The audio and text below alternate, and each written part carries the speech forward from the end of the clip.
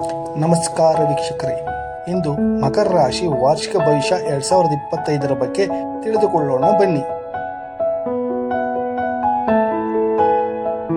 ಮಕರ ರಾಶಿಯವರಿಗೆ 2025ರಲ್ಲಿ ಗ್ರಹಗಳ ಸಂಚಾರವು ಜೀವನದ ವಿವಿಧ ಕ್ಷೇತ್ರಗಳಲ್ಲಿ ಪ್ರಭಾವ ಬೀರುತ್ತದೆ. ಮುಖ್ಯವಾಗಿ ಕೇತು ಮತ್ತು ಗುರು ಗ್ರಹಗಳ ಸಂಚಾರವು ಪ್ರಮುಖವಾಗಿದೆ. ಕೇತು ಸಂಚಾರ 2025ರ ಮೇ 18ರಂದು ಕೇತು ಸಿಂಹ ರಾಶಿಗೆ ಪ್ರವೇಶಿಸುತ್ತಾನೆ. ಮಕರ ರಾಶಿಯಿಂದ ಇದು 8ನೇ ಮನೆಯಲ್ಲಿ ಸಂಭವಿಸುತ್ತದೆ. 8ನೇ ಮನೆಯು ಆಯುಷ್ಯು, ರಹಸ್ಯಗಳು ಮತ್ತು ಪರಿವರ್ತನೆಗಳನ್ನು ಸೂಚಿಸುತ್ತೆ. ಈ ಸಂದರ್ಭದಲ್ಲಿ ಆಧ್ಯಾತ್ಮಿಕ ಚಟುವಟಿಕೆಗಳಲ್ಲಿ ಆಸಕ್ತಿ ಹೆಚ್ಚಾಗಬಹುದು. ಆರೋಗ್ಯದ ವಿಚಾರದಲ್ಲಿ ಜಾಗರೂಕರಾಗಿರಿ. ನಿಯಮಿತ ವೈದ್ಯರ ತಪಾಸಣೆಯನ್ನು ಮಾಡಿಸಿ. ಅನಿರೀಕ್ಷಿತ ಖರ್ಚುಗಳು ಸಂಭವಿಸಬಹುದು, ಆದ್ದರಿಂದ ಹಣಕಾಸು ನಿರ್ವಹಣೆಯಲ್ಲಿ ಎಚ್ಚರಿಕೆ ಅಗತ್ಯ. ಕುಟುಂಬ ಮತ್ತು ಸಂಬಂಧಗಳಲ್ಲಿ ಸಮನ್ವಯತೆ ಕಾಪಾಡಿಕೊಳ್ಳಿ. ಗುರು ಸಂಚಾರ 2025ರ ಮೇ 14ರಂದು ಗುರುಗ್ರಹವು ಮಿಥುನ ರಾಶಿಗೆ ಪ್ರವೇಶಿಸುತ್ತಾನೆ.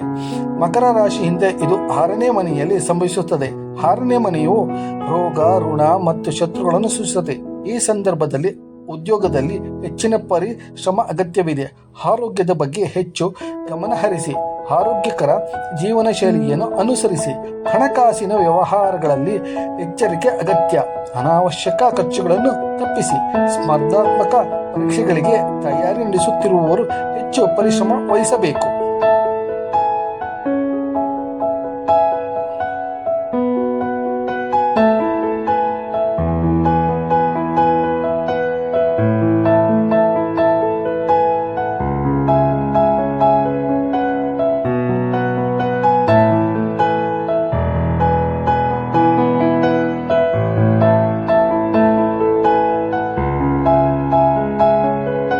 ಸಾಮಾನ್ಯ ಸಲಹೆಗಳು.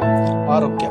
ನಿಯಮಿತ ವ್ಯಾಯಾಮ ಮತ್ತು ಆರೋಗ್ಯಕರ ಆಹಾರ ಸೇವನೆ ಮೂಲಕ ಆರೋಗ್ಯ ಕಾಪಾಡಿಕೊಳ್ಳಿ. ಹಣಕಾಸು. ಹಣಕಾಸಿನ ಯೋಜನೆಗಳನ್ನು ಸಿದ್ಧಪಡಿಸಿ ಬಡ್ಡಿದಾರಿತನವನ್ನು ತಪ್ಪಿಸಿ. ಉದ್ಯೋಗ. ಕಠಿಣ ಪರಿಶ್ರಮ ಮತ್ತು ತಪಾಸಣೆಯಿಂದ ಕೆಲಸ ಮಾಡಿ. ಸಹೋದ್ಯೋಗಿಗಳೊಂದಿಗೆ ಉತ್ತಮ ಸಂಬಂಧ ಕಾಪಾಡಿಕೊಳ್ಳಿ. ಆಧ್ಯಾತ್ಮಿಕತೆ. ಧ್ಯಾನ, ಪ್ರಾಣಾಯಾಮ ಮತ್ತು ಧಾರ್ಮಿಕ ಚಟುವಟಿಕೆಗಳಲ್ಲಿ ಭಾಗವಹಿಸಿ. ಮನಸ್ಸಿನ ಶಾಂತಿಯನ್ನು ಸಾಧಿಸಿ. ಈ ಸಲಹೆಯನ್ನು ಅನುಸರಿಸುವ ಮೂಲಕ ಮಕರ ರಾಶಿಯವರು 2025ರಲ್ಲಿ ಎದುರಾಗುವ ಸವಾಲುಗಳನ್ನು ಸಮರ್ಥವಾಗಿ ಎದುರಿಸಬಹುದು. ನಮಸ್ಕಾರ ವೀಕ್ಷಕರೇ, ಈ ವಿಡಿಯೋ ನಿಮಗೆ ಇಷ್ಟವಾದಲ್ಲಿ ಸಬ್ಸ್ಕ್ರೈಬ್ ಮಾಡಿ, ಲೈಕ್ ಮಾಡಿ, ಶೇರ್ ಮಾಡಿ.